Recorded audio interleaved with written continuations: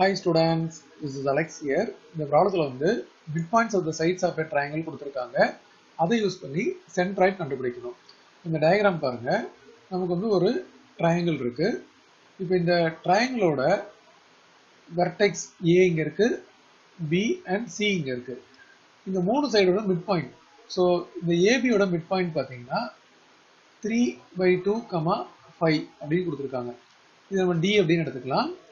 இந்த இடத்துல E அப்படின்னு எடுக்கும்போது செகண்ட் பாயிண்ட் எடுக்கணும் 7, -9/2.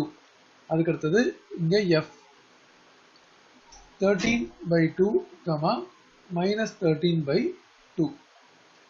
இதை நம்ம A1 B1 அப்படின்னும் இது A2 B2 அப்படின்னும் இது A3 B3 அப்படின்னு எடுத்துப்போம். ஸோ இதை யூஸ் பண்ணி சென்ட்ராய்டு கண்டுபிடிக்கும் போது இது தனியா ஒரு ஃபார்முலா இருக்கு. அதாவது சென்ட்ராய்டு G அப்படிங்கும்போது ஒருவேளை மிட் பாயிண்ட்ஸ்லாம் இருக்கு அப்படின்னா A1 plus A2 plus A3 whole divided by 3, B1 plus B2 plus B3 whole divided by 3. இங்க டைரக்டா சப்ஸ்டிடியூஷன் பண்ண போறோம். A1 பாத்தீங்கன்னா 3/2. So 3/2 plus 7 அடுத்தது 13/2. அதோட whole divided by 3. அடுத்தது B1 அப்படின்றது 5 -9/2. அடுத்தது -13/2. இது whole divided by 3. இப்போ இந்த ரெண்டு டேர்மையும் நம்ம முதல்ல ஆட் பண்ண போறோம். அப்ப என்ன ஆகும்?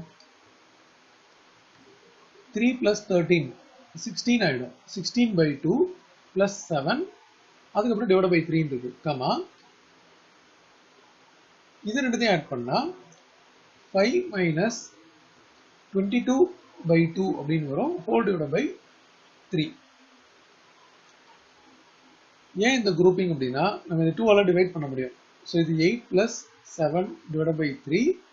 இது 5 minus 11 divided by 3.